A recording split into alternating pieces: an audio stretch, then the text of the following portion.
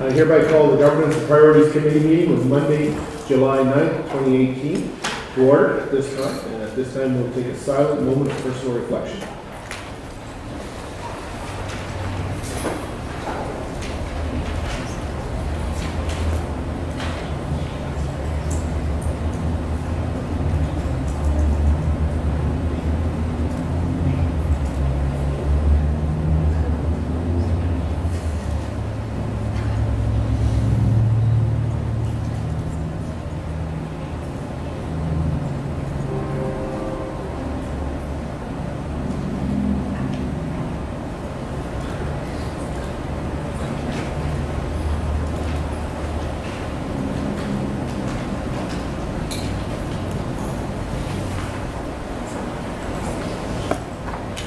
As a reminder, all members of this council are obligated to declare a conflict of interest or a pecuniary interest as per section 133 of the Lloydminster Charter regarding any item on this agenda.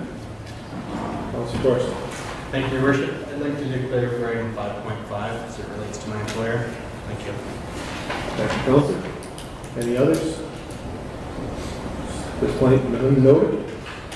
No further noted. This meeting is for discussion and information gathering only. All decisions will occur during regular council meetings. We thank all of our presenters for their time. Look to council for approval of the agenda recommendation. Councilor Buckingham. The agenda dated July 9th, 2018 be approved. Seconder. Councilor Dychak. Any further comments or questions? Not seeing any, I'll call for the question. All in favor? Opposed? Carried. Moving on to item number 3, the approval of minutes. Councilor Buckingham. The Governance and Priorities Committee minutes dated June 18th, 2018 be approved. Seconded. Councilor Fagin. Any further discussion or comments? Not seeing any, I'll call for the question. All in favor? Opposed? Carried. Moving on to item number 4, 4.1, the board presentation of the city manager. Good afternoon, Your Worship and Council. I'd like to call forward Andrew and Chris from O2 Planning Report to present on the DART project that the city is encountered on for the upcoming year.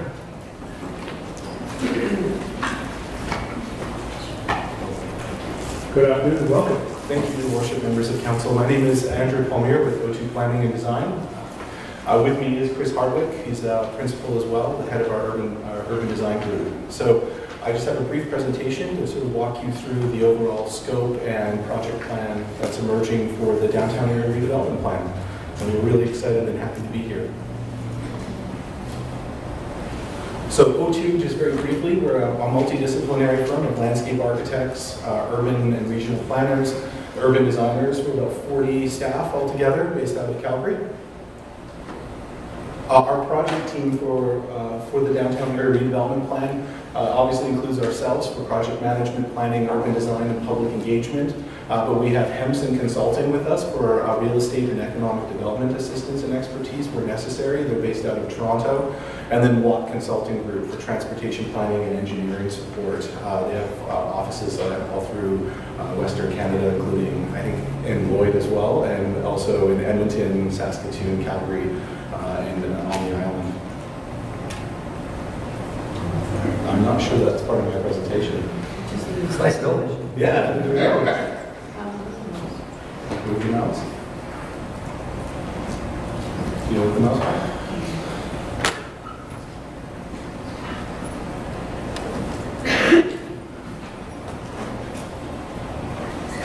Technology is wonderful. Technology is a wonderful thing.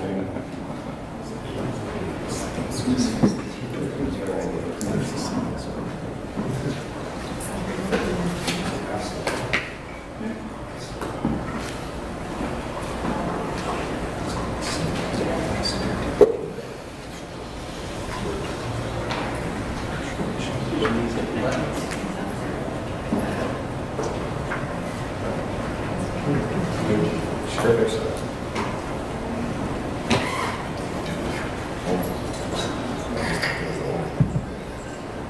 There we go.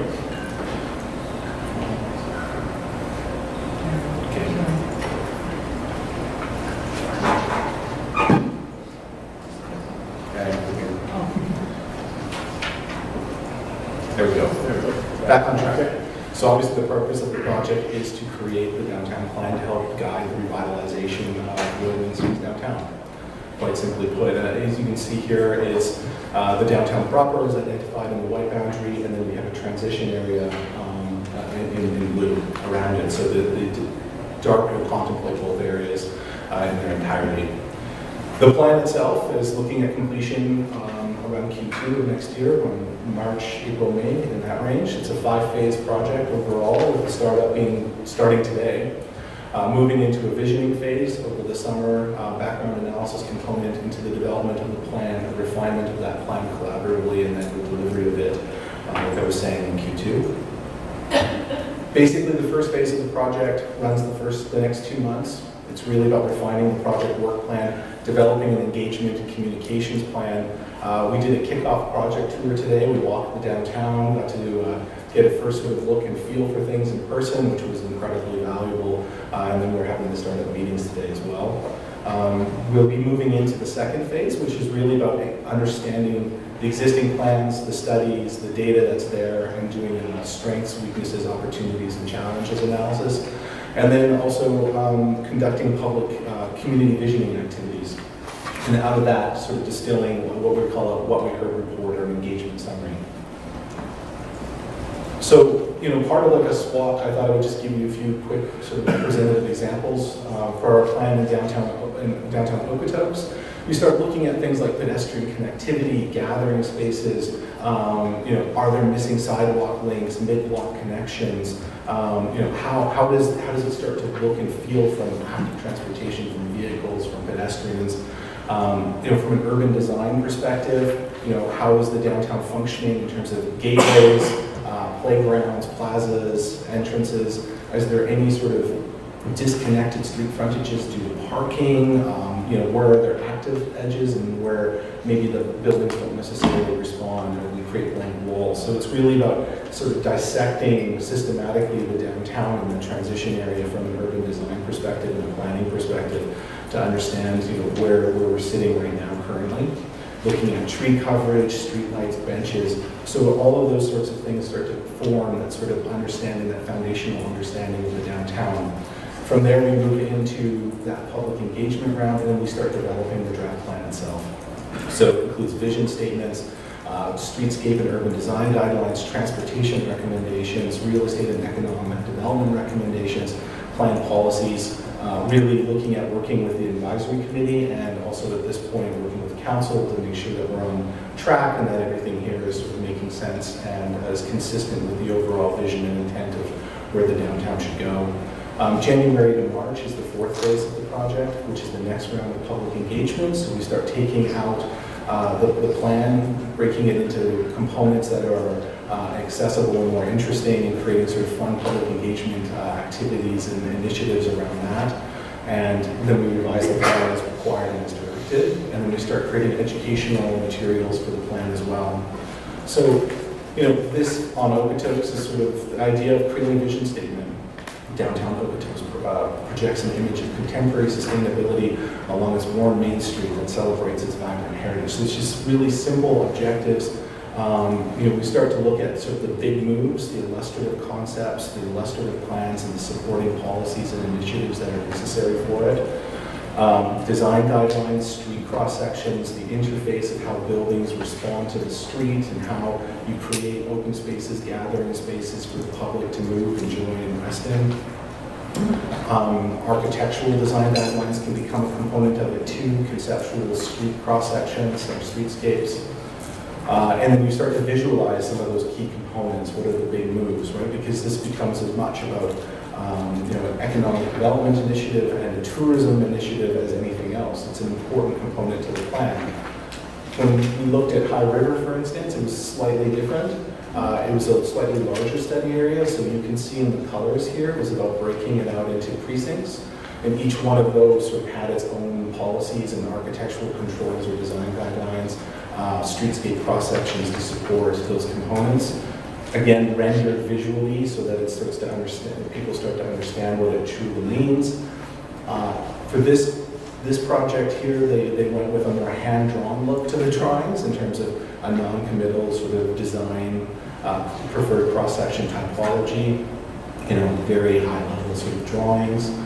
But what's important, and you can particularly see it in the High River document, and I think for Lloyd, is the implementation strategy needs to be thorough, comprehensive, and well thought out. We, on this project here, we're directly linking streetscape design and improvement to the downtown area redevelopment plan, and also having conversations with economic development about bringing in High River here, the farmers market, the auto shows, bringing everything in to start programming the downtown, because the downtown plan can't just stand and live on its own. It needs to be directly related to either capital expenditure budgets, economic development initiatives, community initiatives.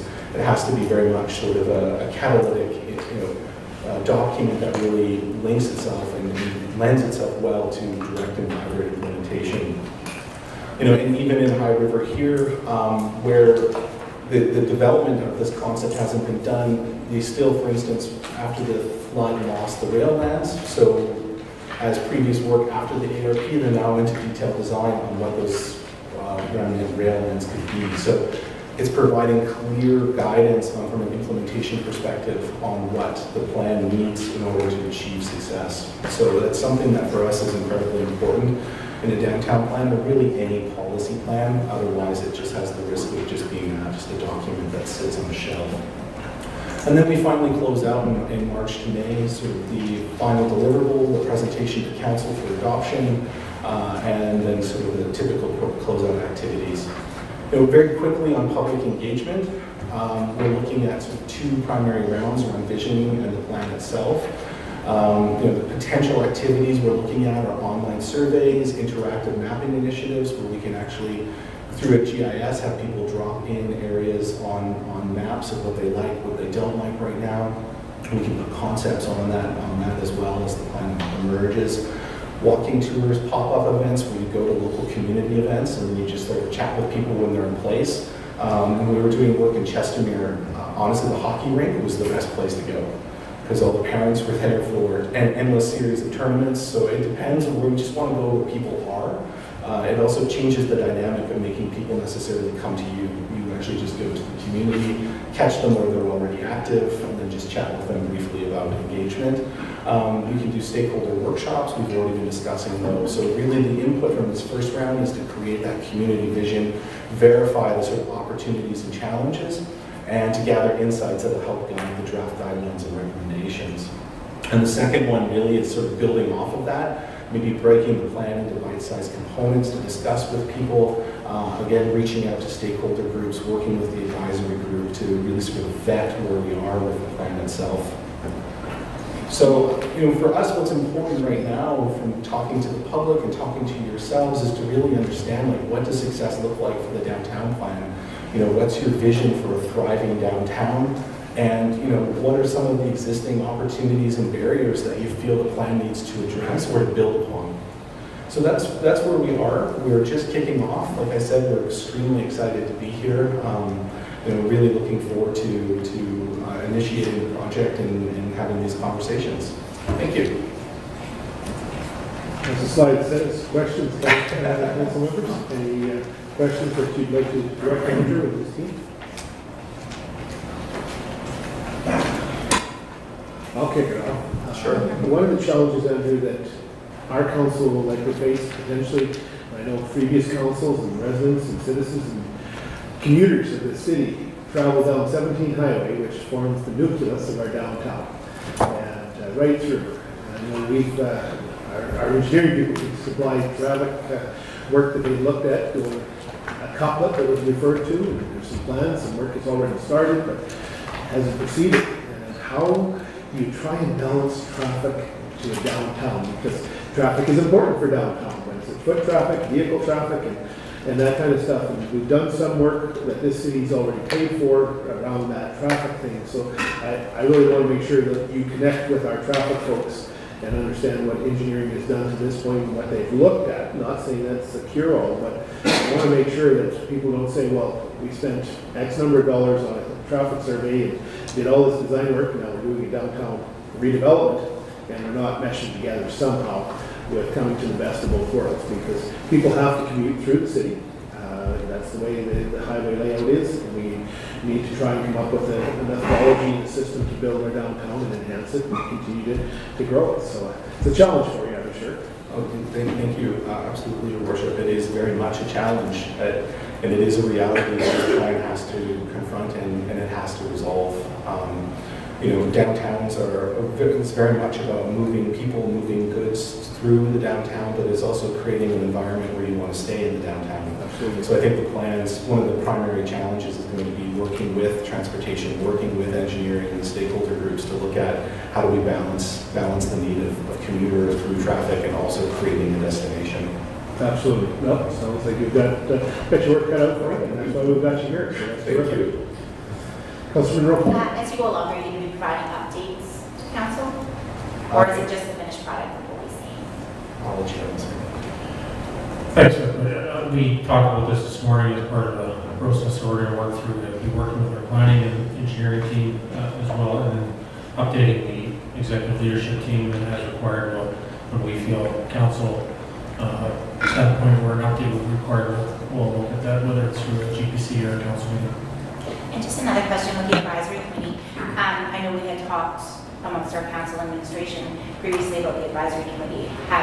Do you have an idea of how that might look for you guys as well? Or have we gone any further on that? We got some ideas, but we haven't put the committee yet, so. So is that something that we're going to be doing fairly soon, just so that we can, obviously they want to jump on board and they say it starts today, right? So that advisory committee is something that we should probably implement sooner than later? Absolutely. We were hoping to have it done by now, but we're on a few days late, so we'll get it done. Perfect. Thank you. Any other questions or comments? Councilor Fletcher. Thanks, Ken, for the presentation. Are there common challenges that you see when you go through and do these area restructuring plans that are consistent? And are there some heads up for us as a city council, I guess, as we go into this you could offer? Actually, thank you for the question. We were actually just discussing exactly that. I mean, even looking at Okotoks, looking at High River, some of the work we've been doing in Airdrie and other places, you start to see a lot of these challenges. The commuter traffic, how do you create a sense of place, a sense of destination, but also address some of the functional considerations of the broader city. That's something we start to see all the time. It was a huge issue in High River in particular. You start to see it even on a larger city scale of, very similar to, say, for instance, Okotoks. Lloydminster has a lot of new commercial on the highway, which is in direct competition with the downtown. So what starts to make downtown unique and special? How do you find that sort of catalyst in order to get it back on its feet and really thriving? So you start to see this in a lot of municipalities for sure. It's not a unique situation, but it's definitely, they pose some interesting discussions and challenges to live through. A follow-up about it, I guess one of the things that the city's not in the business of building restaurants or other things along the way, and yet those seem to be one of the main attractions as I look through the pictures and areas that have been developed to add either extra space, patios, outside and that sort of thing. And so part of the challenge, I guess, is that as I look at this is, again, the economic environment, number one. And number two, I guess, is that when developers see a plan that looks interesting, has there been more uptake in terms of new development and growth in other communities? Or is it still, the burden still rely generally on the backs of the city to make things happen? I would suggest, through your worship, that it's both. That it's very much both.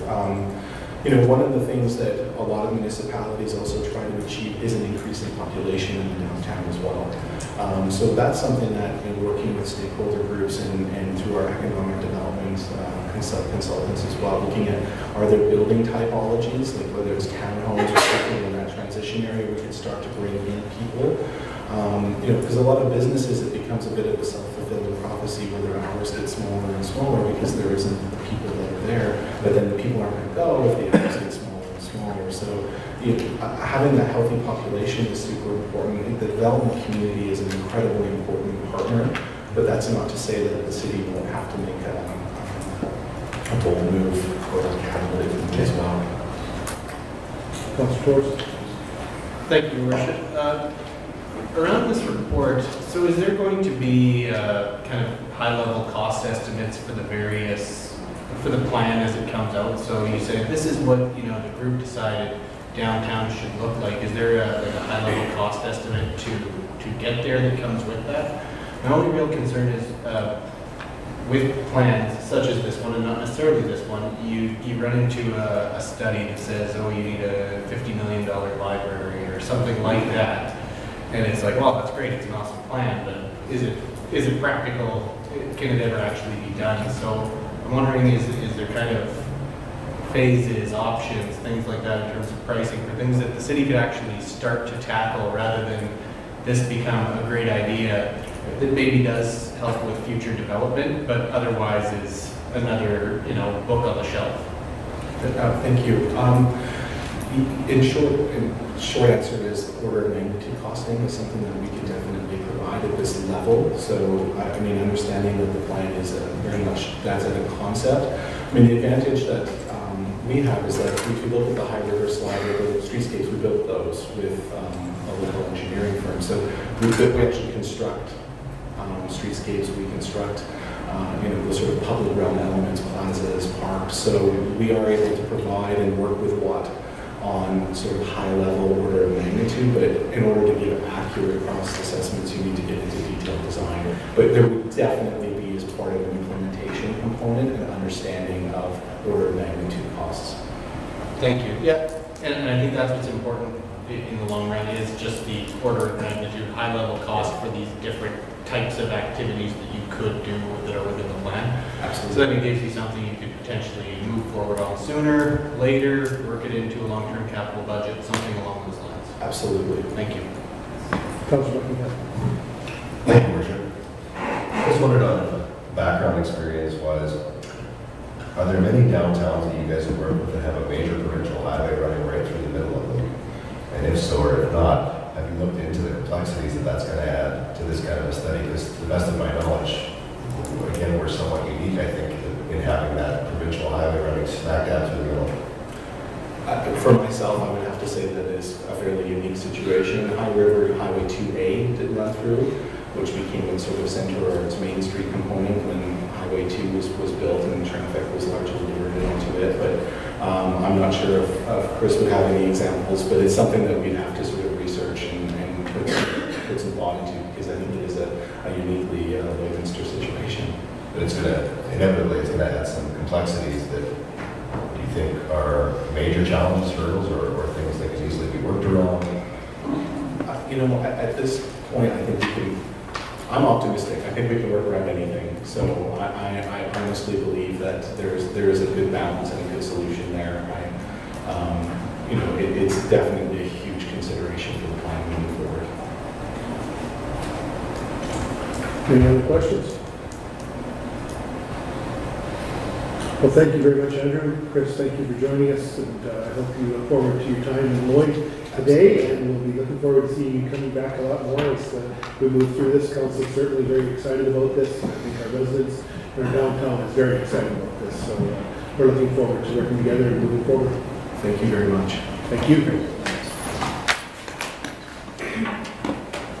Moving on to agenda item number 5, administration presentations, 5.1. I'll let the city manager. Thank you, Your Worship. I'll ask our Chief Financial Officer, Denise McDonald, to present item 5.1. Thank you, Your Worship and Council. What I wanted to put together for you today were a set of slides so that you could get a pictorial view of the history of 3 years. My goal over the next few years would be to build on that. So certainly if you see some data that you would like us to show you that is not included in there, then certainly let me know and we'll provide it going forward. These slides are very similar to what Municipal Affairs puts together for similar sized municipalities. At this point, I've been in conversation with Municipal Affairs because they only use the Alberta population, and so I'm working with them to try to add in the Saskatchewan population so that the graphs are more meaningful for us. But I just wanted to introduce it at this point to you so that you can see how I'm going to try to add to it going forward. So the first graph shows our education mill rates, and this includes the seamless levy. So you can see over the 3 years, 15, 16, and 17, it has increased a little bit. And if I was to add 18 in there, it did drop down slightly for 18. Under municipal mill rates, it is increasing, and you can see that it dropped down a little bit in 16, and it's related strictly to the assessment. So when you look at the 16 assessment, that year the assessment had gone up. Total mill rates ties in, it adds up all the mill rates, the school and the municipal taxes together to give you the total. It would exclude the bid levy for the business district, but you can see that it mirrors the previous ones in that it's slightly increasing over time, and 18 would be even more so. Taxable assessment, so the one that's in your package was updated, and so the ones on the screen is the current one. We had the data was right, it's just the labels were flipped around, and so the years were in the wrong spots in your packages. So the one on the screen is the correct one, 15, 16, and 17. So as I said earlier, you can see that in 16 the assessment went up, and so then of course the tax rate goes down. 17 is the same.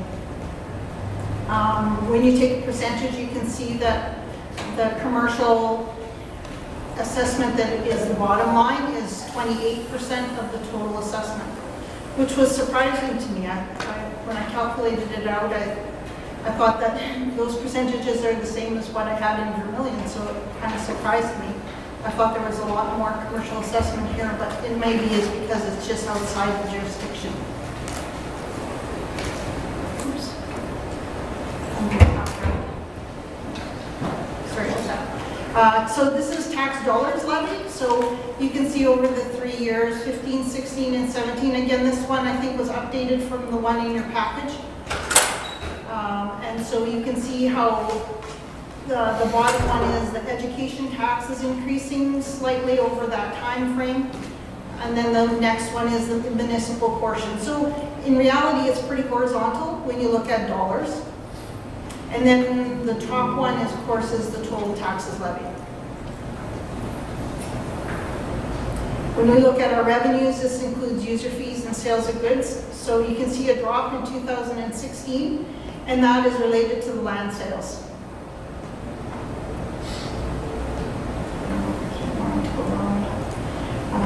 For other revenues, you can see we have penalties and cost of taxes is the green line. And it's gone down slightly over that time frame.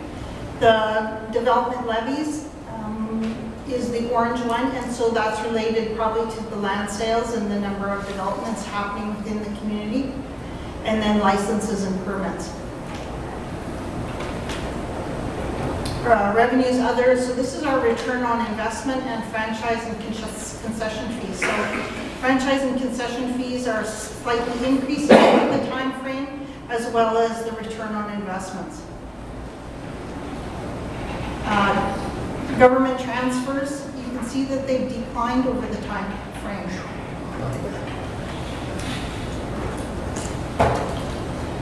So just one thing I wanted to ask on this one. So this is more so, well, not necessarily entirely, partially because of how money is spent, correct? Because otherwise, it would show up in revenue if we would have spent the money that was allocated to us, because you can't record the revenue until you actually have the expense that matches it, correct? So if we had some that we deferred to a future year, then that would be potentially cause for this to go down, not strictly a you receive less funds type of situation. I think if you remember when we did the financial statements, there was a large amount that was held that was deferred to future years because we hadn't spent the money. Correct. Okay. So I expect that this is going to go back up in future years. Okay. Contracted services, materials, goods, salaries, and wages. So the contracted and general services are, these line items are the bulk of our expenses. So contracted and general services are at the top. It's declining over that time period. Or is it, no, sorry, that's salaries and wages is the top line, the green one. It's hard to see the color from here. And then contracted and general services is going up. Materials and goods are going down.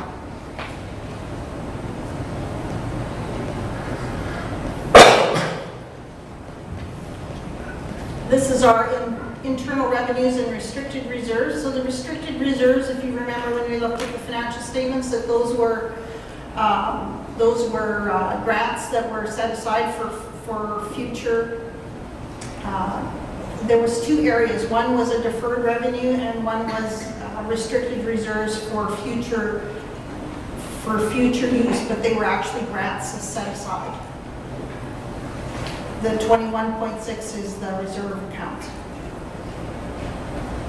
Long-term debt has a spike in 2016 and back down in 17, and that was strictly due to payments being made on our debentures. And this shows our TCA book value, accumulated amortization, and net book value, and the annual amortization. And contributed assets would be assets that the developers have handed over to the city. And that is it.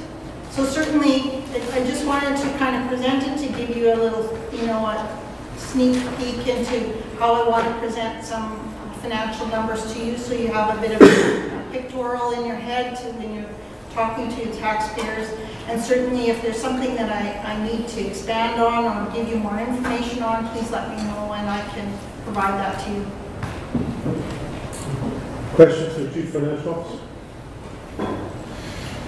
I've got a couple, if I can start out.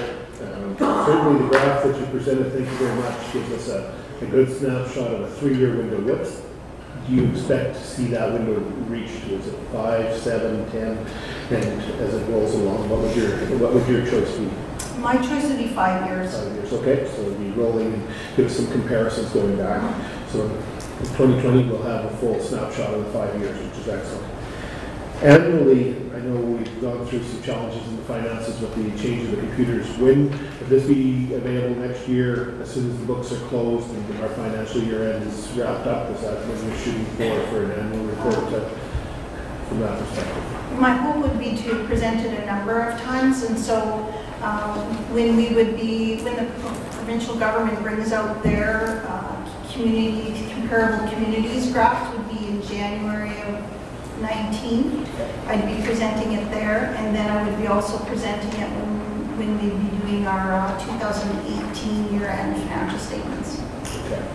And I want to just, I think it's very clear, but just to remind the public, anybody looking at this is 2015 to 2017. This doesn't take into account our current year. It's a snapshot of the past, and we're always going to be looking back to look forward. That's one of the challenges we have, but that's the way we have to work with it. So. Councillor. Thank you, Your Worship. Overall, I just want to say thank you. I think it's good. I know I run into this a lot. I'm a numbers guy, so I can look at something very differently and it tells the story for me, but then there's other people who are visual learners, so it's always good to have another way of looking at the world, and I think this is just another handy tool that we can use, and then as councillors, when people ask us questions, ideally we have the context to fill in the blanks for the other stuff that's going on, like deferred revenue things that they otherwise probably wouldn't gather from it. Thank you. Any other discussion? Just, I guess the other question to Denise would be is there any opportunity to lay this one over and compare it to other mid-sized cities? So our colors would be one, or whatever, just to get a sense of how we look as compared to others. Because some of those are obviously provincial numbers, and I get that, so. So right now, I do have a graph that Municipal Affairs have helped me put together some comparable municipalities, but it doesn't include Lloydminster because our numbers are skewed. So I picked 3 municipalities, and then what I'm trying to do is use the same graph and then plot our numbers on there. I've run into some difficulties in creating an equalized assessment for the Saskatchewan population, but I'm hoping to bring that forward in the very near future as soon as I can make it meaningful. I think you have a full plate, but it just at some point would be, I think we always talk about mill rates and comparing ourselves to other cities and mid-sized cities to say, based on that city, our mill rate is still in a particular range and that kind of thing. So I'm just sort of wondering, our expenditures and the direction we're going on these charts, how they look compared to other Orton cities, if you like. So Yes. when you get there, it'd be great to see. Any other questions or comments? Thank you, Denise. I think financial is always on taxpayers' mind, both residential and non-residential, and I appreciate the graphs that we can certainly share with them, and it lays out very clearly, so thank you. Councilor Thorson. Thank you, Your Worship. The only other thing that I realize is not quite the same, but just looking at debt limits as well is something that I think is important, is where are we within what we do have for available debt. I don't know if that fits within this presentation or within another one of a rolling change, but I know we've seen it in the past on some of our regular expense and revenue reports, but I think it's another important one to have a consistent reminder of, to ensure that we are staying on board and in bounds and everything on the right track. Thank you. Any other questions or comments? Thank you very much, Chief Financial Officer. City Manager, we'll move on to 5.2. Thank you, Your Worship. I would like to call Keegan Lane forward. Keegan's a project tech in our engineering department and a recent grad of UC. So he's been with us for a couple months and he'll present the next 3 items. Perfect, welcome, Keegan. Thank you. Good afternoon, Your Worship and Council. First item on the docket, the sanitary main replacement. This is a project that is in our sanitary sewer master plan. It's been outlined as a primary requirements in that plan. So currently in this year, we are looking for a consultant to create a design and tender package that will be ready for construction either in next year or years following. And we're looking just to upgrade the infrastructure for that whole section to make sure we stay kind of ahead of the curve and keep our infrastructure, I guess, where we should be. So that's pretty much that one. Any question? Councilor Buckingham. Thank you, Your Worship. Thanks, Keegan. Is there a map or anything that depicts where along 36th Street these areas of concern mostly are? So where the project looks is along 36th Street, specifically from 52nd Avenue over to 47th, sorry, I'll say. So we're looking at the 5 blocks there. And the reason being is downstream from that, we have in the past upgraded the system. So it's well within the capacity for that section. And so we're just looking, actually the 36th line starts at 52nd Street, is where it, or 52nd Avenue, sorry, is where it begins along 36th Street. So we're looking to kind of the remaining section of that line to continue these upgrades. So that's kind of the scope that we're looking at for this project. So 47th out to 40th is along 36th is already upgraded, already good to catch up. It's that section in the middle. Yes, so previously I believe it's in 85, the line there was twinned. So there's 2 lines that run there to increase downstream capacity for that section. Yeah, I know a few of the once in every 60 years, or in our case, once every year rain event that's happened in that area, that 39th Street, 46th Avenue, in that area there's been significant backup. That's been brought to my attention anyways by a few people. So does that 36th line help that area in there? Yes, so Overall flow? Just overall flow in that general area. Yeah, so this line actually takes most of that whole portion. It is the feeding line that then leads to the northeast of the city. So it goes down 36th Street and heads up 40th Avenue. And so we're hoping by looking at this area and the capacity within it, that it will alleviate any of those concerns to ensure we don't have any backups in those areas, as you have mentioned, have been occurring in these apparently very frequent floods that are supposed to be one in how many years. Does that line, I'm not an engineer by any stretch of the imagination, does that feed right up to 44th Street from 36th? Does that serve that whole area? I believe there's it's split about 50-50. There's high points in between where that some sections run north, some run south down to 36th. Very few at this point run. The vast majority, I believe, from 40th Street goes north from that section. Everything else being 36th is further south from that. Councilor Thorson. Thank you, Your Worship. quick question because I'm slightly confused right off the bat. Is this going along 48th Avenue or along 36th Street? Yes, the title is a bit of a misnomer. We are looking at 36th Street from that 52nd to 47th Avenue along 36th Street. The reason it is identified as it is up there is previously in the master plan, the #1 rated option was to place a line along 48th Avenue from 36th to 40th Ave. That's where the title came from, because that's what in the master plan, that is what the upgrade is titled.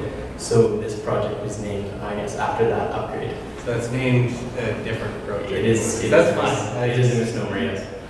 I'm easily confused, so. Yeah, sounds good. That was the biggest thing for me, is I was confused as to where we were, and we're good now. Thank you. I'll just add a little more to it, sort of jump in. Again, the priority is definitely the 36th Street trunk, as Keegan brought forward, between 47th and 52nd Avenue, where there still follows that path in the title as being 48th Avenue. The idea is to take some of that flow, instead of going east, is possibly take it north and going into another trunk system up there. So that's options that can come into play as part of this analysis.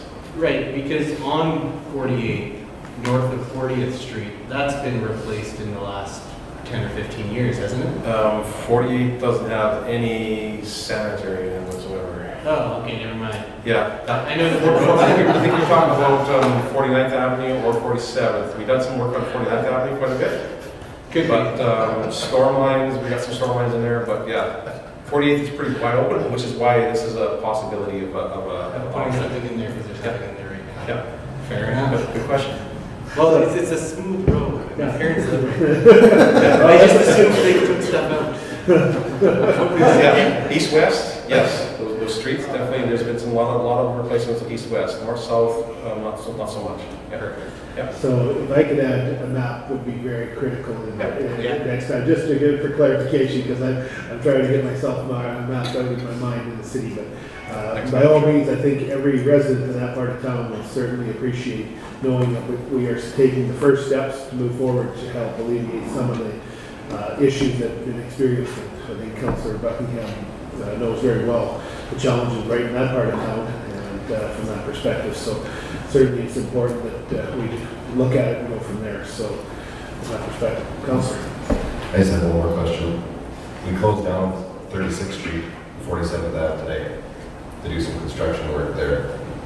So when we go ahead with this, are we ripping up what we're putting down today? So in the master plan, the options that were outlined try to minimize any work that would be done on 36th Street, hence the recommendation to put a line on 48th Ave heading north. The idea is to disturb 36th Street as little as possible, and that was expressly brought upon in the master plan, is that many options were not considered because they would disturb that arterial roadway that, as you mentioned, has many concerns when you're trying to close it down in any sections. It's a pretty important highway section of the city. So. Yeah, and we're putting down new overlay starting today in that area, a bunch of work being done on that 47th Ave, 36th Street intersection. I hate to see it all ripped up in a year after an RFP goes out for this. For sure. And yeah, like I said, most of the options that have been outlined at this point that will be confirmed with these proposals do not directly affect 36th Street, and be very minimal, just be to tie in with those sections, so it would be minimal closures of that road. Good point, Councillor. I think that it's always the question that will be posed from the taxpayers. You fix it one year and then you rip it up the next year. So you'll be very popular, Keegan, in a very short time. We usually take the bus first, so we'll be okay. Yes, nice. I wanted to bring it up for my own clarity because I didn't know the answer. And secondly, I was hoping what the answer was going to be, and that's it. That people can see that these things are taken into account. They're looked at future forward, right? As we're doing these projects. There's lots of questions around these kinds of things religiously in the 2 seasons we have, winter and construction. So, absolutely. Any other questions? Yeah, I just want to say, great job, great presentation, keep all your stuff, and just flowed perfectly. So good to have you on board. I just remember you being a lot smaller. Great job. Any other questions for Keegan on this matter? Because we're going to keep him for a little while, but before we move on, I just want to make sure there's questions. All good? Okay. We'll move on to 5.3. I'll look to the city manager through to Keegan. I imagine he gets to stand for a while. Okay, so this one's the Neil Edmonds control structures.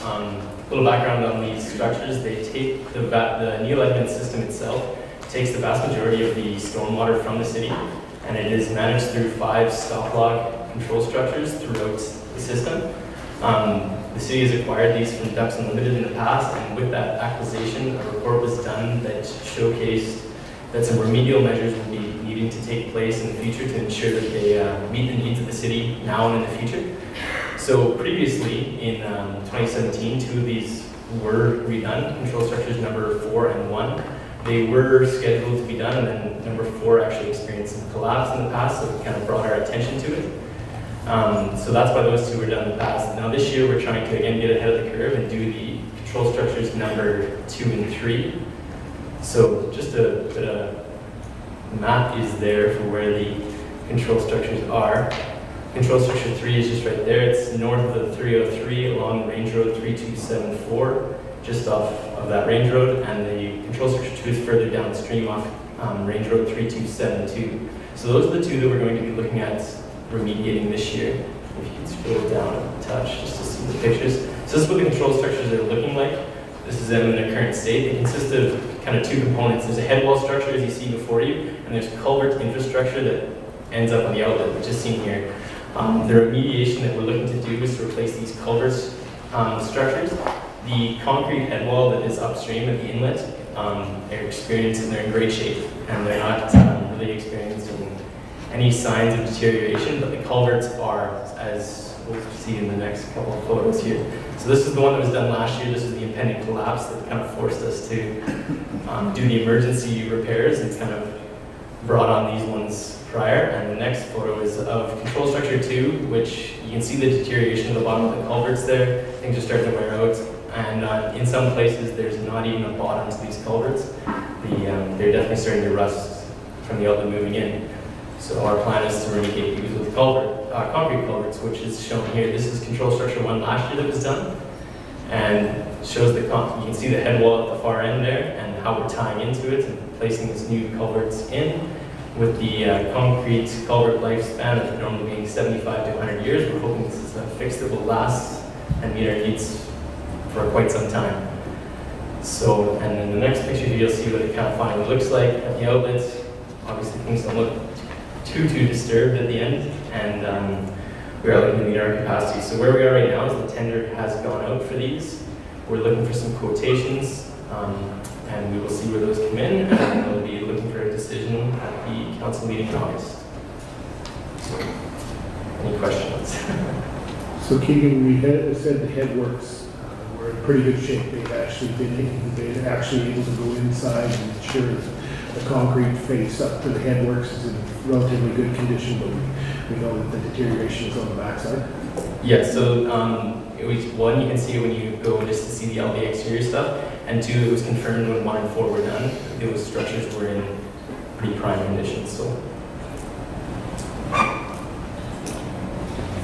Any other questions or comments? Certainly, I've never seen it done with concrete, and I'm impressed because I had the opportunity to build a few like that in my previous career, and they were all steel, but I think that might be the way to go, so I'm very impressed to see the concrete. So hopefully it will last as long as you get the good connection to the front end. So, any other comments, questions?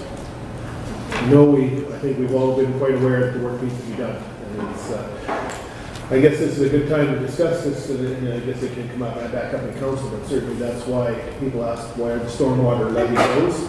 This is one of 5 control structures that all our stormwater basically passes through. So this is a good example of what structural infrastructure that fails has to be maintained. So that's where the taxpayers can see their money going towards doing those repairs.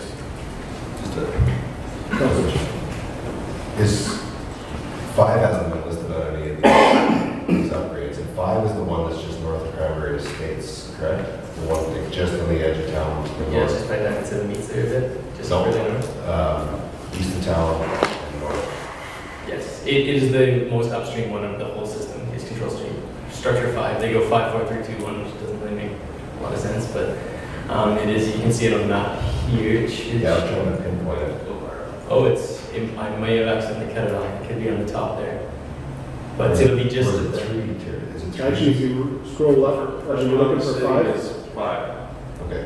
Yeah, Neely Edmonds North, if you scroll up on that map, you'll find it. top of the page there. Yeah. I just hadn't noticed if 5 had been looked at or assessed there. or anything like that as far as what needs to be done there. It has, yes, and it is on the list, but 2 and 3 were deemed in worse condition, so the reason those 2 are on the list for this year. It's right in the top there. Yeah. Yeah, top left. So there's some beaver control, ribbon down. Beaver grates required. Potentially. But I know the level of 5 has gone down considerably, assuming this because of the control structure work that was done downstream. 5 is down a lot. Yeah, and 5 is looked at to later on because it is a smaller control structure. So with the amount of work we'll have to do on the other 2 will be significantly larger. And so we're looking to kind of get those completed and finished. Any other questions?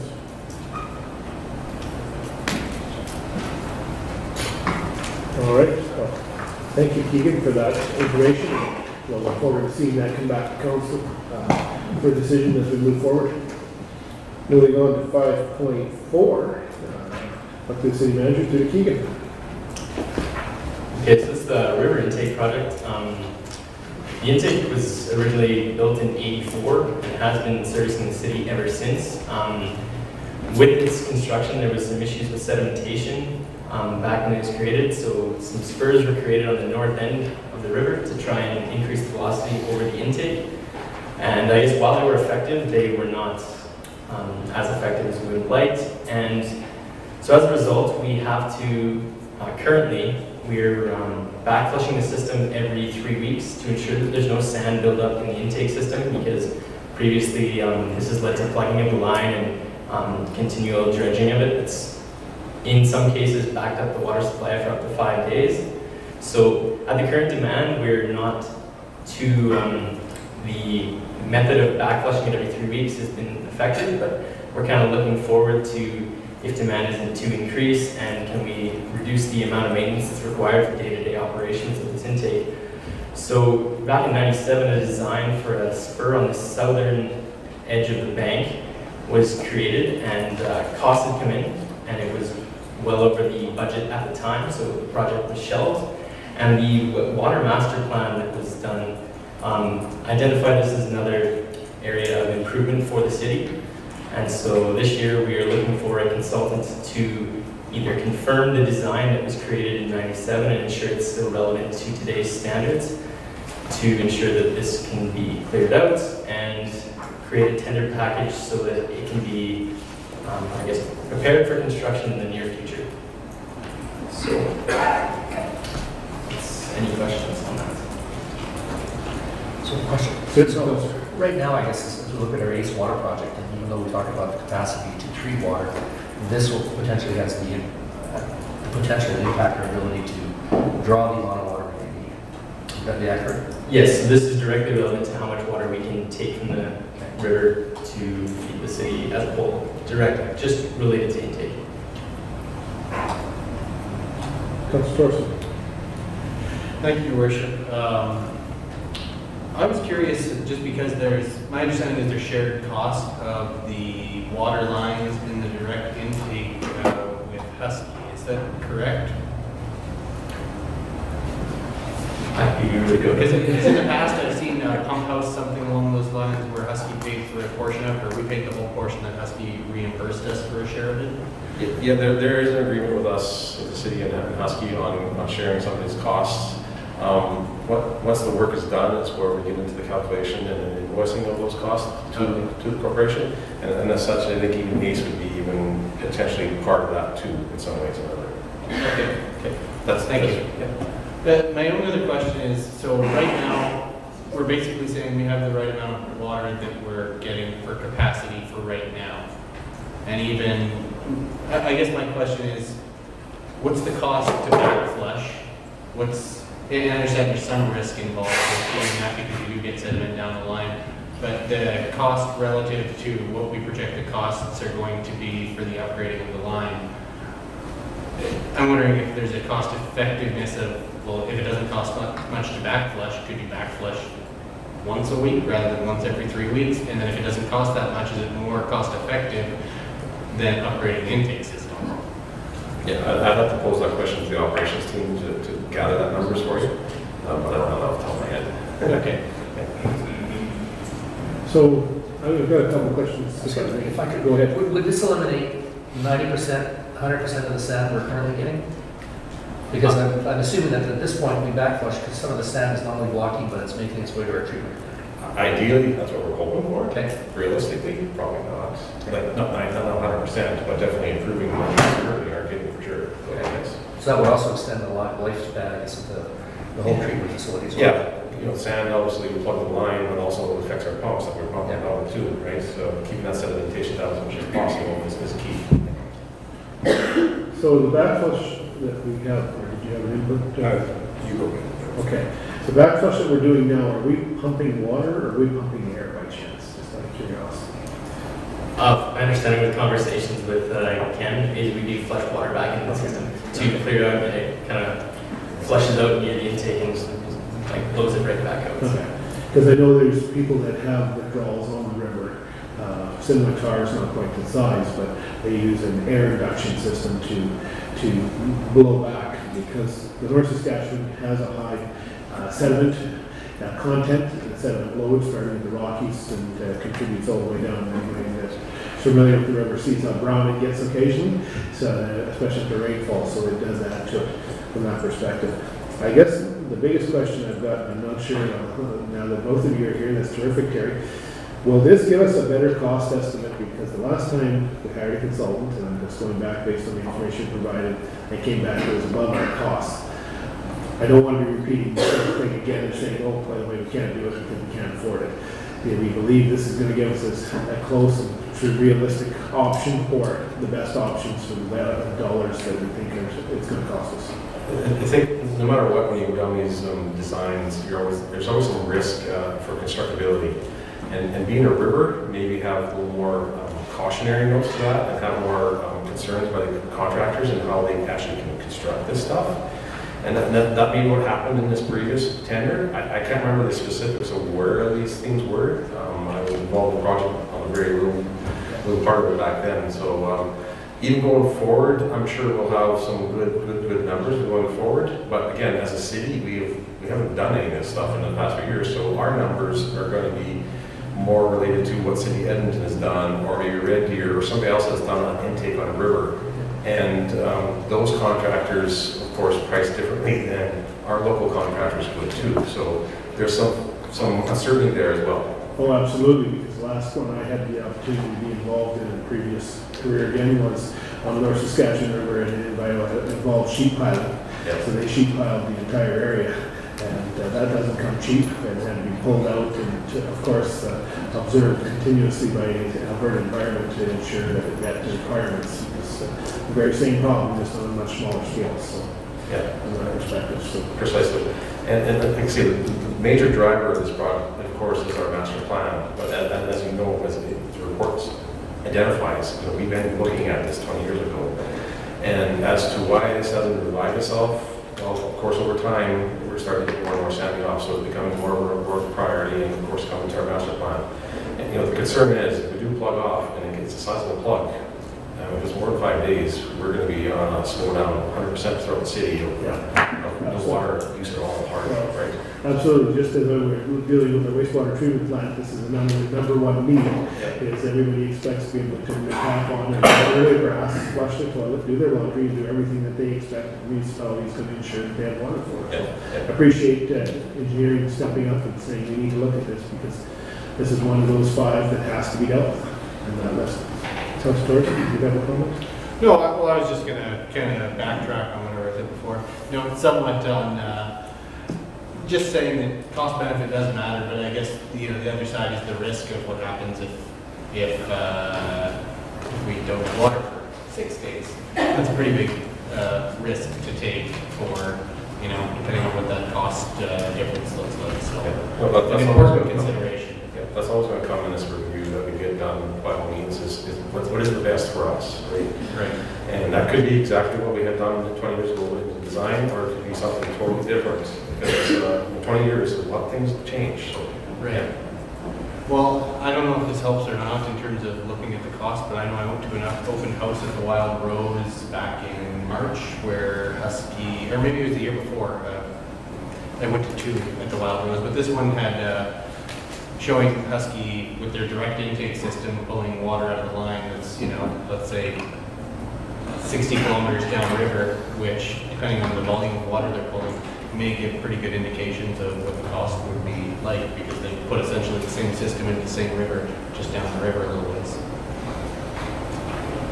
Any other questions or comments for Keegan? You got baptized first time at GPC for 3, so good for you, Keegan. Thank you very much. Thanks for having me. Moving on to agenda item 5.5, I think Councilor Sparson, you indicated you want to step out. Sure. All right. I'll let the city manager. Thank you, Your Worship. I'll ask Pete McHugh from our operations team to come forward and present the Bud Miller All Seasons Park.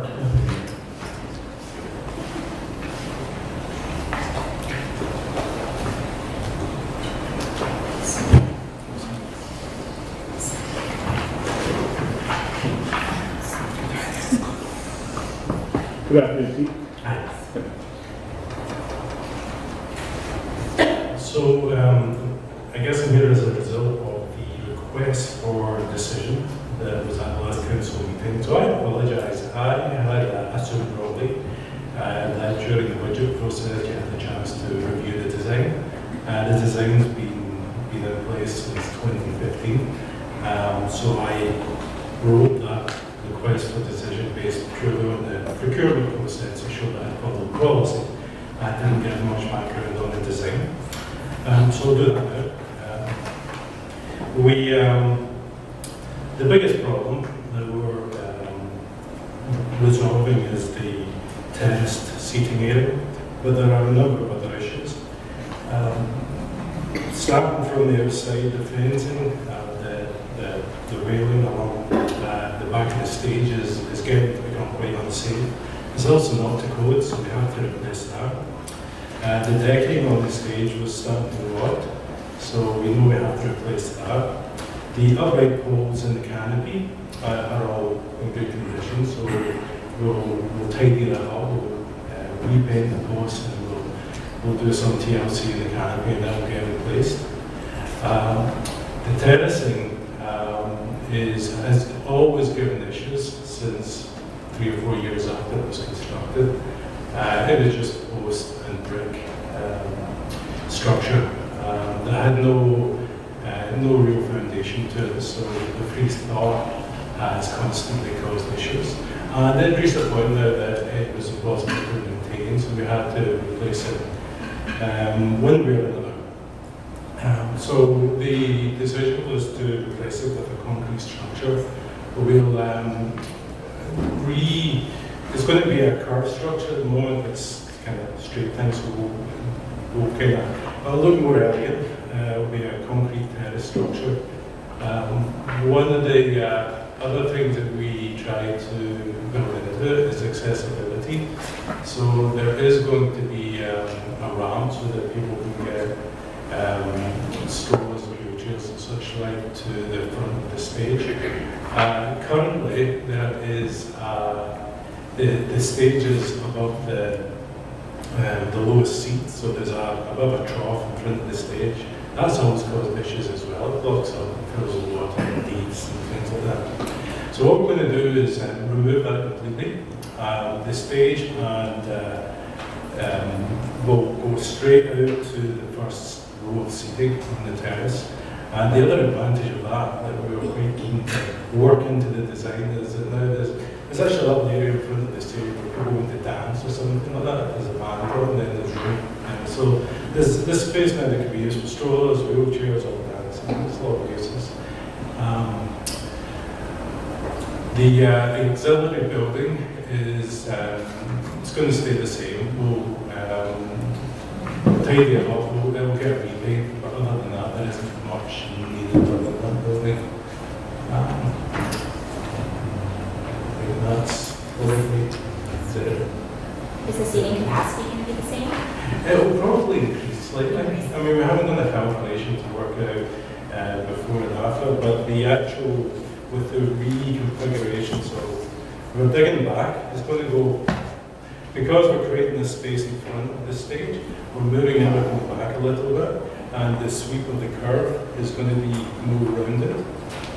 So there'll be extra room for people. The other thing that we're doing is there's still going to be a path at the top, but because we're moving back, we're going to build a small retaining wall as well. So there's also going to be more room for people to stand at the back and actually sit if it's not too easy as well. All right, thank you.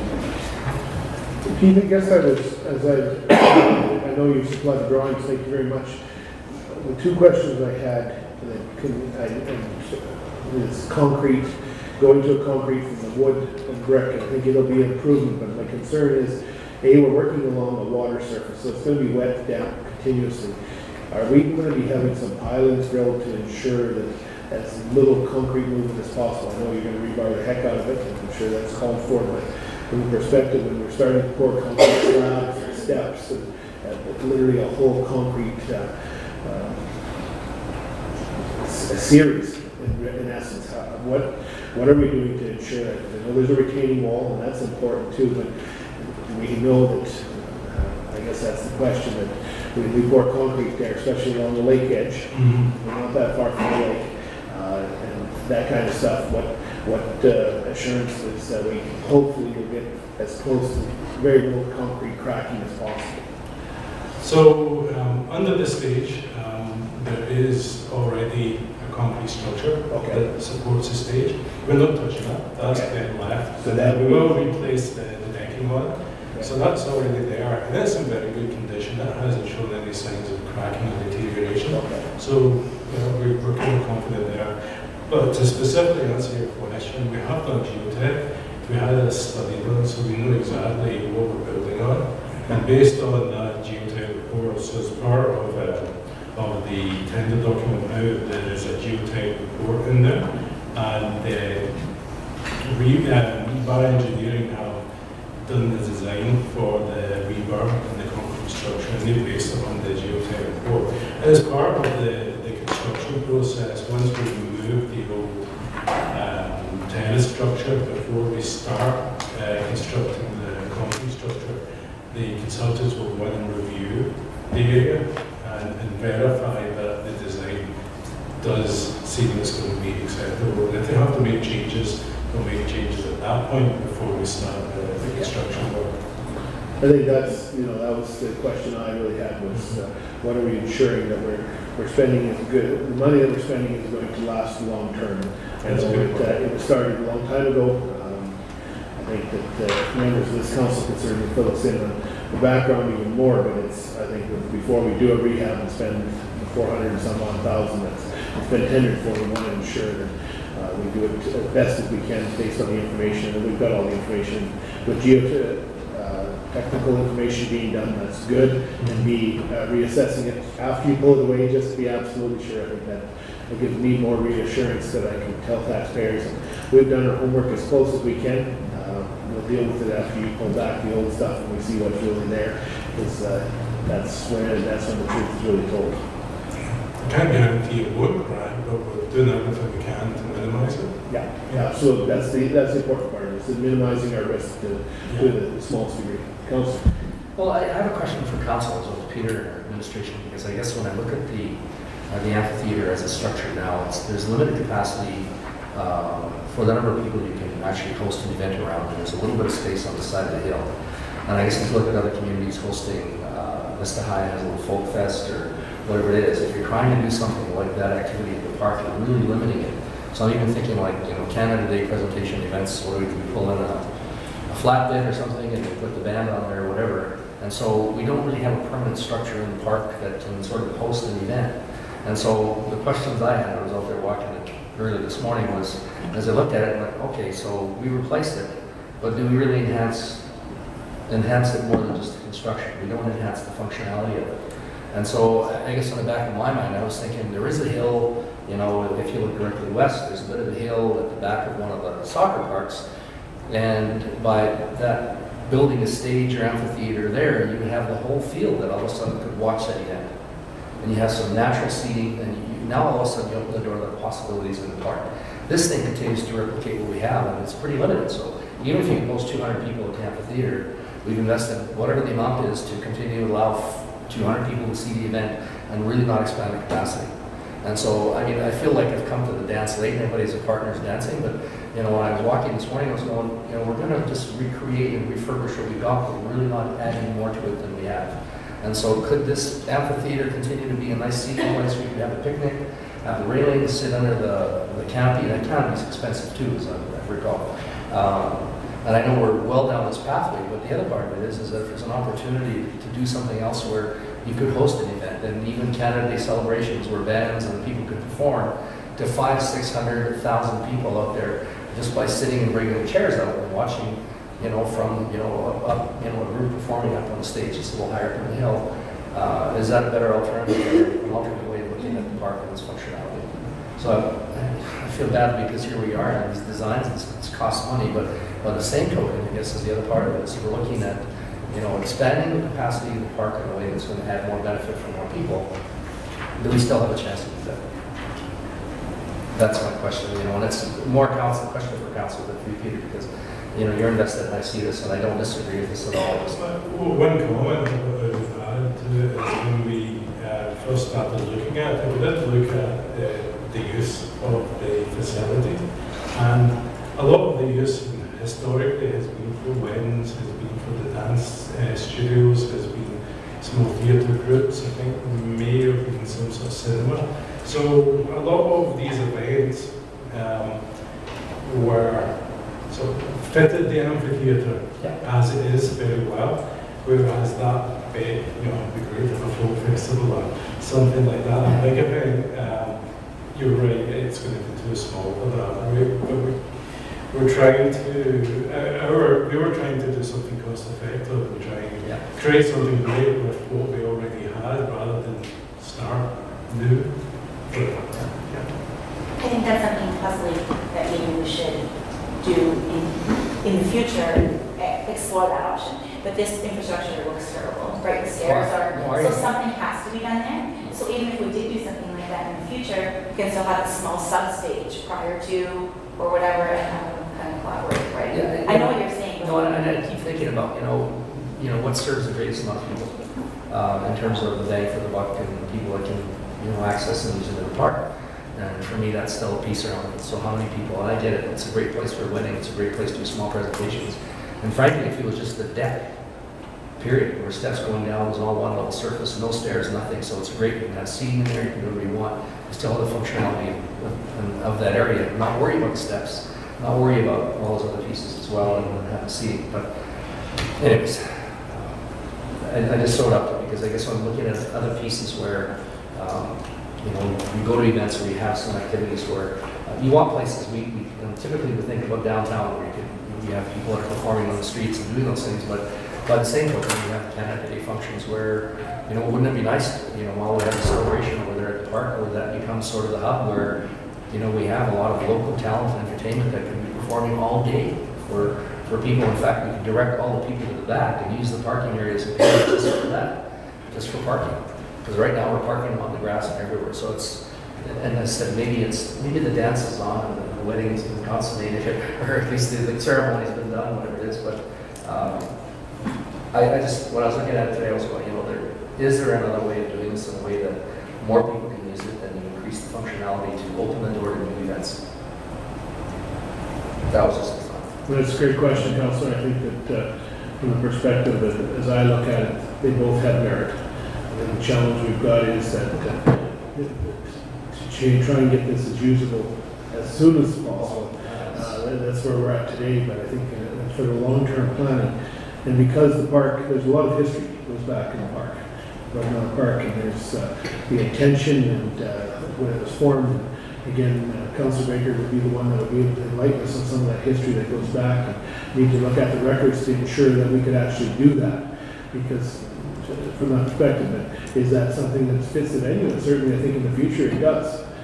Parking will always be a challenge in Bud Miller because we only have so many stalls, and once we were to invite 1,000 people or 1,500 people to an outdoor concert, we'd definitely be parking on like our college property as well as figuring that out. But I think that from the perspective, you brought up a good point. It hasn't shifted, but I just think that I still want to see this come out, be functional to get it back to the best we can, because I think it was started with the best of intent. But as Mother Nature's taken its toll, Pete's described it, it's in terrible disarray. And I know a lot of people do mention it, but they'd like to see something done there. So don't lose your thought. No, if I could add to it, though, I guess that even looking at the current site, I think one of the limiting pieces right now is that on the west side of the hill, there's several large spruces. So you really have, the viewing of the stage is really limited because of those trees as well. So I mean, even within that context, there's a nice hill behind it. I don't see kids there sliding in winter time. But I mean, if that was opened up and those trees are moved over, you would also, again, it's natural seating. You're seating up high, looking down, and so there's opportunities. We can perhaps even modifying that at the interim along the way. That's something that to consider. But as I said, we're quite a ways through this and into it. And I guess I'm just trying to see how we can expand the capacity. The heart of the community is the arts, and an opportunity for people to perform, whether it's drama, whether it's dance, whether it's music, brings people together. It's an international language. Absolutely. And there's no better place to do it than in Bud Miller. Yeah, absolutely. Any other questions or comments for Pete? I think this gives us a lot better, great background, Pete. Thank you for bringing the whole package together for your presentation. Thank you, Councilor.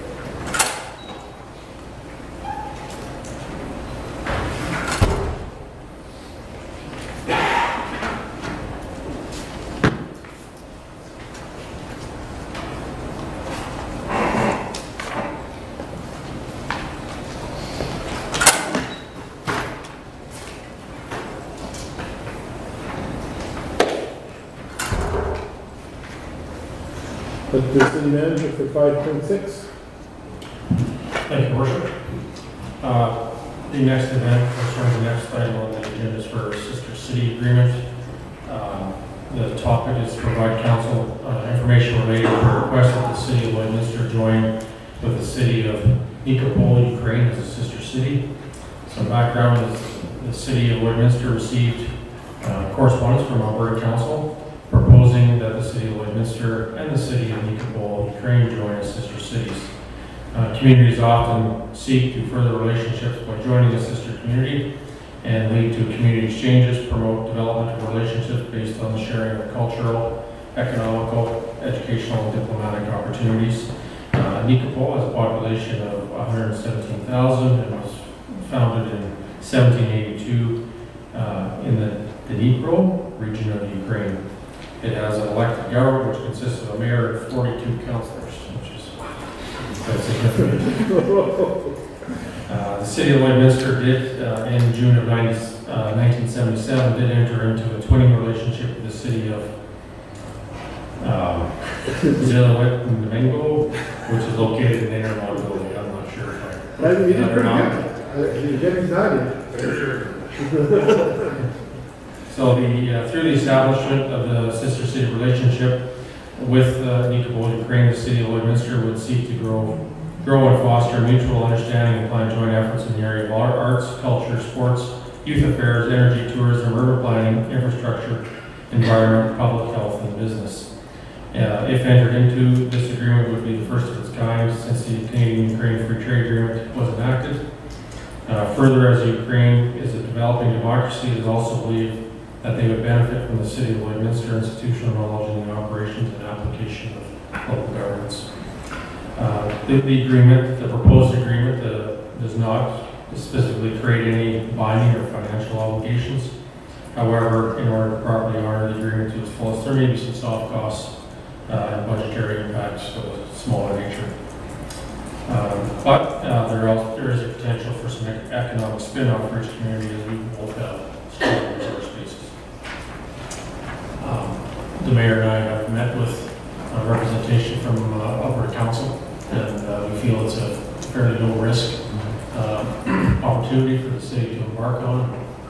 I guess if there's any questions, we'll answer them this time. Councillor. Yeah, thank you, Worship. I think when we talked about this initially, or had an opportunity to look at it, we talked about really the Chamber of Commerce having a key role to play, because I know they've traveled back and forth to China and some other places as well. Where are they at? Are they aware of this project at all, or are they in on this? Or? We haven't approached the chamber yet.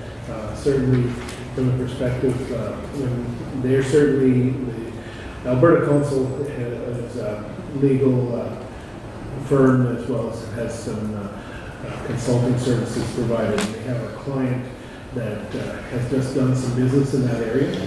The community council in the Ukraine had an interest in developing a relationship in Canada. Alberta Council, knowing the area, said, hey, Lloyd, Vegreville certainly has a much stronger presence of Ukrainian ancestry, but because of the energy industry, but having a Ukrainian presence in our community, a society, I guess, in essence, of, made up from the Ukrainian community, they saw that we were a good fit. This would be the beginning of starting the relationship. So indeed, bringing in the Chamber of Commerce and other companies and opening it up through our, Economic Development Officer to encourage that. I saw that as the first real fit. Certainly the opportunity, because of the Ukrainian Dancing Club as an example, and things like that, there's a lot of synergies that could be obtained off that, but certainly from the economic benefit to open the door. And this is really what this would do, is open the door. We'd sit down and share with the Chamber of Commerce, ensure that the connections were made, and start that relationship building. You know, hopefully at the end of the day, I hope that we could export some equipment technology to that part of the world, built and developed right here in Leominster. Is the thought I had when I was first presented with it. So it'll lead into it. I agree. If there's, this is a cheap economic development opportunity for us at this point. Absolutely, and I appreciate the request that Alberta Council made to us to be the first in Canada after a federal agreement's been signed. I think it speaks for our community as well. And certainly, I think that we know we have the industry in this area exports around the world today. I don't know if they're doing business in that neck of the woods, but I'm sure they'd love the opportunity to have the doors open, because that's really what we've done. We've opened the doors and give them some contact. Councillor.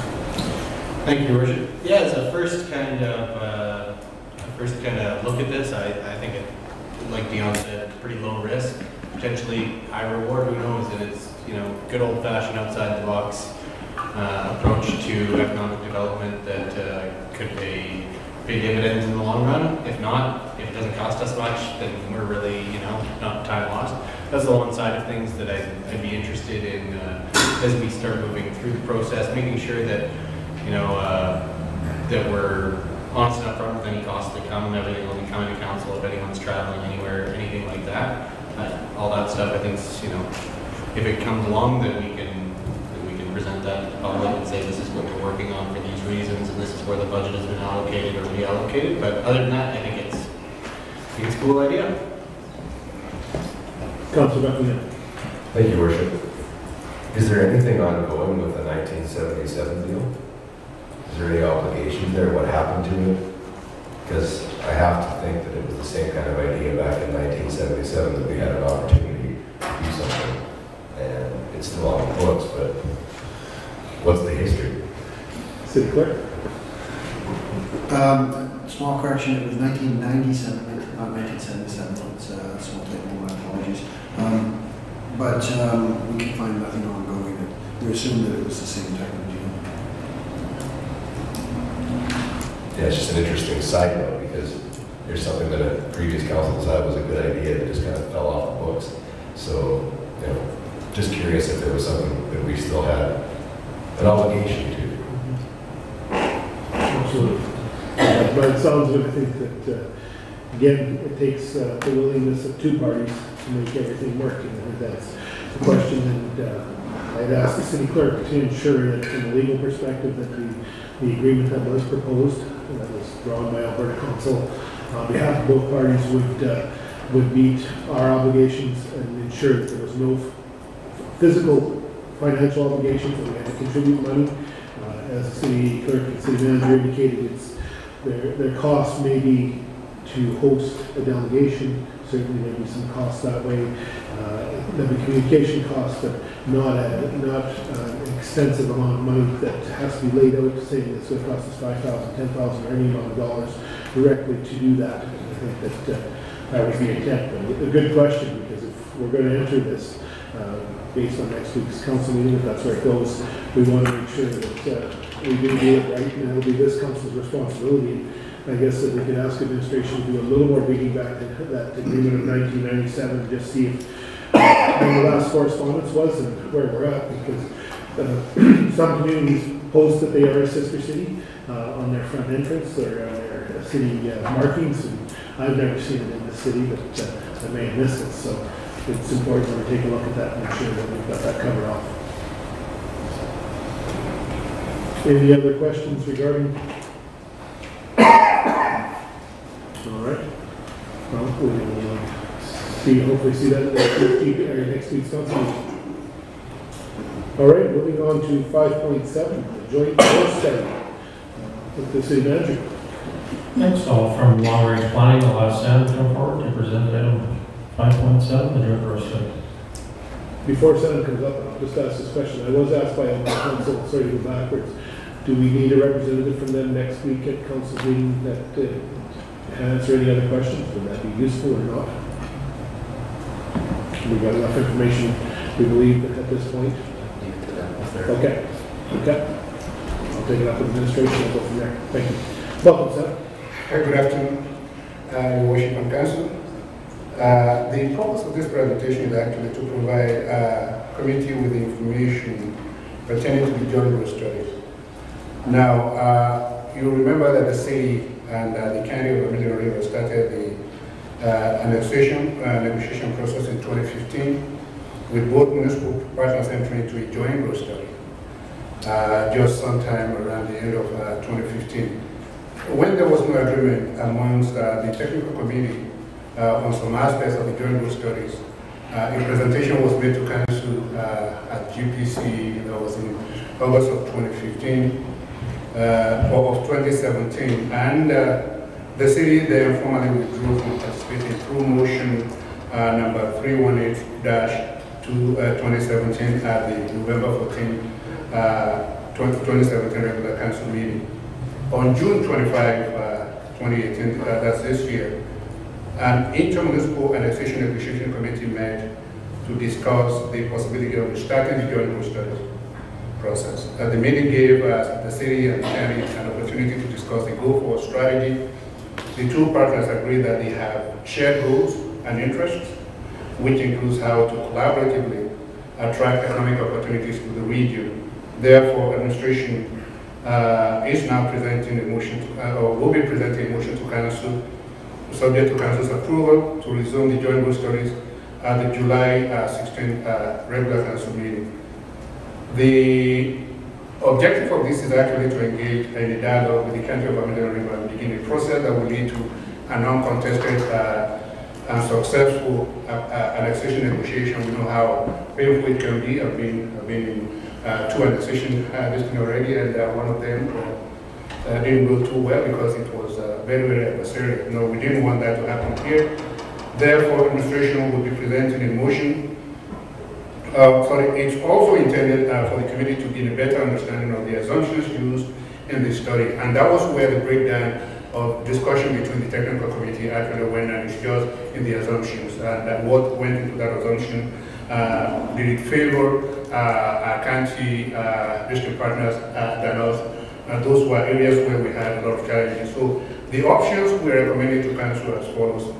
That the committee recommend that the joint regional group study completion be brought forward for the July 16, 2018 regular council meeting. This will enable the city and the county to continue annexation negotiations. The issues that will need to be addressed as follows. We just needed to list that one for this committee. One, to address the joint growth studies definition pertaining to short, medium, and long-term growth projections. Then engage another consultant to peer review the population projection that was provided by the consultant who generally was working for the county, and then then to give the community a better understanding of other assumptions used to determine the land ask, because we found out that that was not fair based on the projection that was provided. The second option is to request that administration bring back additional information to the next Governance and Priorities Committee meeting. Now, there's a governance implication to this. We know that the joint growth studies process will impact the land ask. That's what we're going to be able to ask for in annexation negotiation by the city. That's the one we can, at least of what we can take to the municipal government board. When approved by the province, the annex land area will be under the jurisdiction of the city of Onitsha and impact the future long-range plans for the city. With regards to budget or financial implication, we don't have anything in our budget for it this year, based on the fact that we withdrew from this process late last year, and so we didn't budget for it. But we already have a $270,000 over 3 years, $270,000 over 3 years budgeted for annexation. So that too, that's what we're counting on, and that will be available, I believe, for these for our own aspect of it. And I know this is split in two. Legislators take the most of what is going to be used for legal advice or legal question there. So the only thing we're talking about is just the negotiation part of it and facilitation of the annexation process. Thank you. Thank you, sir. Councilor. Thank you, Your Worship. Yeah, just on what you were saying near the end regarding budget, from my understanding in terms of budget, we have budgeted to start some kind of our own growth study. And in this scenario, we're going to be continuing on with a nearly completed joint growth study. From a budget perspective, I can't see us necessarily spending more in this scenario than the other one. Well, at least not on the study itself. The study itself will be cheaper. There may be some additional legal costs and things like that. But overall, my assessment of this, regardless of everything on the AR, is our council, when we've had an opportunity to talk with the County of Orillia River, our conversations thus far have been very respectful but very frank in terms of representing either party's interests. And it seems as though we're at a place where we could go back to the discussion table and start having reasonable discussions without the city having to go to a place where we're doing our own growth study right now and then doing some kind of contested annexation. I think that we're amicable enough that we can work something out. So this is great to see to be brought back to the table for discussion, because things have changed significantly over the last year. It's great to see. Any other questions or comments? Yeah, I think I have some questions, but I don't think they're for the public portion of the meeting around this, because certainly I wasn't privy to the meeting. So I can't comment, I guess, on where we're at relative to those discussions, but I guess that's something I want to have a sense of. And I think, as you heard one councillor reference, this is business, and in the end, the most amicable of relationships can be influenced by the outcome of the study. So I want to be sure, as you suggested in here, that joint growth study could in some way influence the decision. It would be difficult for us to argue our way out of it. So it's wonderful that we have a good relationship, but to what extent would some outcome say, well, it's nice that we're friends, but... So I think there's some other questions that I have around that I want to see before, at least some level of discussion. And I know that's always a possibility in any negotiation. And that was one of the reasons when we came in August last year, just to kind of let council know that sometimes it may look friendly, but again, by the time you are putting together the report, there may not be that kind of agreement. But again, I think the body line, based on at least what we've seen so far, and the meeting here so far, it has been very positive. Yeah, I think that at the end of the day, there was councils representing 4 members of council, including myself. And I think that from the perspective, this is a good step moving forward. Is it a solution? It may not be. And I think at the end of the day, it's a step moving forward. And I think that's what we want to do, because at the end of the day, as the brief indicates, we certainly want to move to an uncontested annexation plan that's most acceptable to the county and ourselves, addresses their concerns, it helps them understand our concerns moving forward. I think that's part of the process. When we left the table, we were still relatively new at this, and we've got a year under our belt. basically understanding the relationships and some of the pieces to this puzzle. This is, as you say, it is business. It is business that will be negotiated at the table with the county. And I believe that there's a desire on their part to move forward, and an openness to at least negotiate. And we don't have all the answers. This may not be the final answer. We sure hope it is, but it gives us certainly some tools in the toolbox to help move that forward from that perspective. So does the joint growth study really undermine or take away from the legal implications of our existing IDP? No, actually, it's supposed to be a fourth layer of information that we need for maybe reviewing the IDP in the future. Okay. And that's part of the reason why we're more particular about the population and how that study actually comes out. And that was the reason we actually came to council before and just said, based on what we were seeing, we weren't going in the right direction. And that's that. Not because the city kind of merited what they had, but because the candidate wanted the city to do, at least to do a number of things that we wanted to do. So the answer is no? Yeah, Well, I just want a yes or no, that's fine. No, okay, no. As I understand, because sitting on these committees, the joint growth study itself is meant to inform the process of annexation and following by informing a new IDP. So, no, it shouldn't be going back to the current IDP.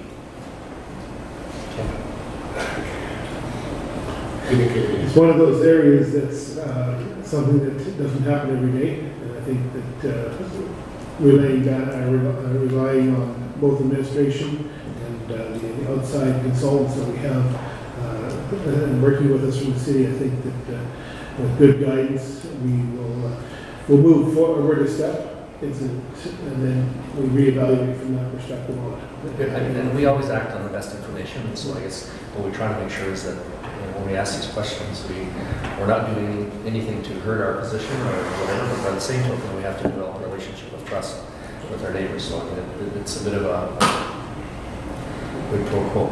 Yeah, absolutely. So there's a walk that needs to be completed, and some steps that have to go down that walk. And I think the same goes true, just maybe those 3 bullet points that we put in there, things that need to be done for us to move in that right direction. And I think all members of council who are on that committee actually were 100% in agreement that we need to, one, peer review what's there, at least just for our own comfort, and then the other one is actually have a little bit better understanding of the assumptions. Preferably, not only just to the committee, but even to our council, at least just to lay it out to everyone what those assumptions mean. Okay. All right. Thank you, Sam. I think we'll look forward to seeing you hopefully next week. All right, moving on to item number 6 on the agenda, which is governance and priority matters. I'll look to the city manager for 6.1. Thank you, Your Worship. I'll ask Natasha from our planning department to come forward to discuss 6.1, bylaw 20-2018, Lakeside Phase 6, State 2 redistricting.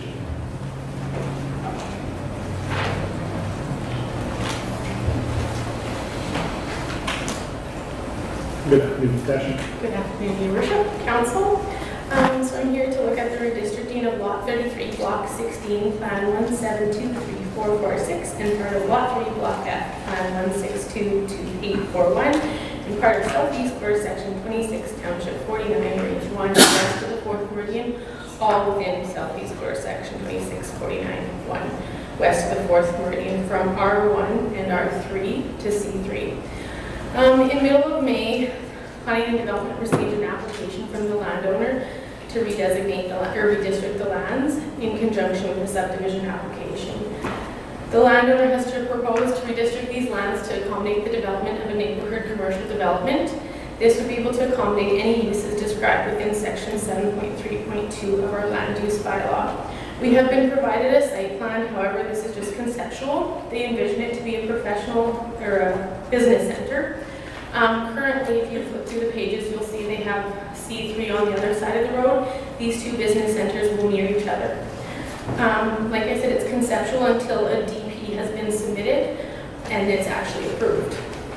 The proposed redistricting is compatible with adjacent land uses. You have C3 across the road, surrounded by R1. Administration has gone through the referral period in which we've received no concerns from internal, external, or adjacent landowners. There is no approved area structure plan in Lakeside. However, there is a conceptual plan attached. Outline plans, I guess this is an outline plan, don't have to be approved by council, so there's no amendment required to that plan.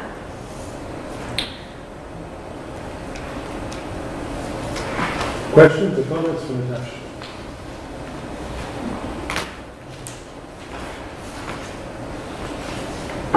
Certainly, I guess that they see that there's an opportunity, and like you say, neighborhood commercial would be professional and/or potentially a convenience store or something like that. Along those lines, Yeah. yes.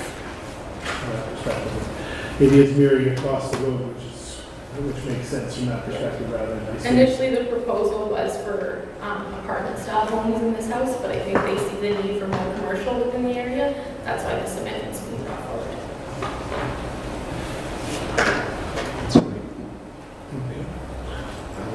No questions at this time? No, I think that we'll look forward to seeing this come to the next council meeting. Thank you. Thank you, Natasha.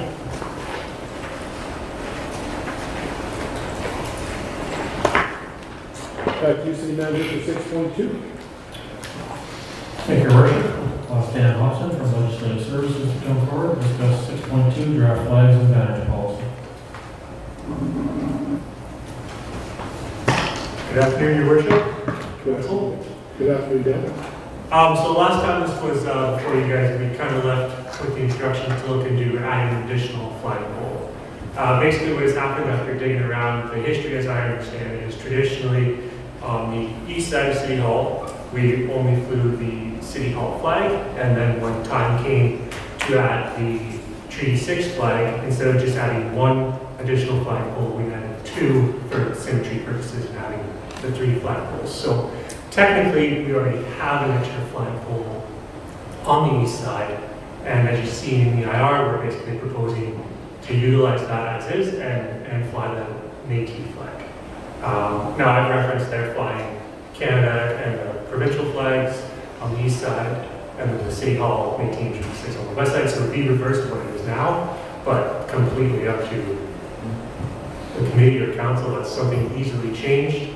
There's a few small changes to the policy as well that I can highlight now, or I would highlight after taking direction today and bringing back a final version of the policy with all the changes highlighted. Can you just highlight, go over them, if there's just a couple? Yeah, so just off the first with the lowering of flags, it's just been aligned to reference that will basically follow how the rules of the Canada flag are. So it just makes it an easier read for the policy, and then you'll see then that it's still outlined. That council can still request that it be lower half-masted at your request. At the very bottom of the banner section as well, there's a stipulation required, just outlining that we're not necessarily going to pay for all the banners that are coming. Okay. So at this point, that's it. And then we've attached all the national flag flying rules as well. So flying a flag's not that easy, eh? no, we've had a few debates around it, but we're in. I'm going to be honest, I didn't realize that the rules were that prescriptive with regards to flags until I saw what was attached to the back of this. Interesting stuff. I just had no idea that it was prescribed by the federal government already. So neat, I guess. Other than that, though, just generally speaking on the policy, I think we've said over and over that for some of the groups that maybe have had flags in the past and may not have a flag flown now, there's still going to be other opportunities and other efforts to promote their cause, promote whatever they're working on, and this isn't meant to take anything away from those groups, but more so just to solely use flag poles for the strict purpose of flags. Like, yeah, the national flags and the Métis flag, yeah. That's it. Yeah, thank you. I think it covers off some of the direction that we were looking for and requested of administration. Thank you for doing the research. It's it's indicated, I think, that we all learn about things such as our national flag and the requirements that way. And I think from this perspective, this follows the direction this council's taken regarding truth and reconciliation, some of the work done with the First Nations and the Métis, some of the agreements that have been signed, or memorandums of understanding and adding the Métis flag to City Hall. I think will complement the work that's being done from that perspective, but as well, the flags will fly on either side, and I guess we can narrow down which side you prefer. I don't think to me it doesn't matter, but I'll look to administration for advice on that, the east side or the west side, because I guess what I consider the back side is really the front side for some, vice versa, depending on which side you walk into City Hall. So, yeah, but nevertheless, the flags being flown are what we want to do. That's the purpose of it. So, thank you very much, Dan. No other comments or questions?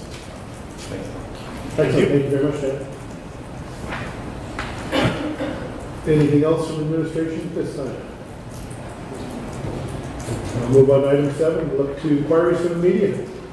Thank you, Your Worship. There are requests for yourself, Mayor Albers, as well as Councilors Carson and Dijak.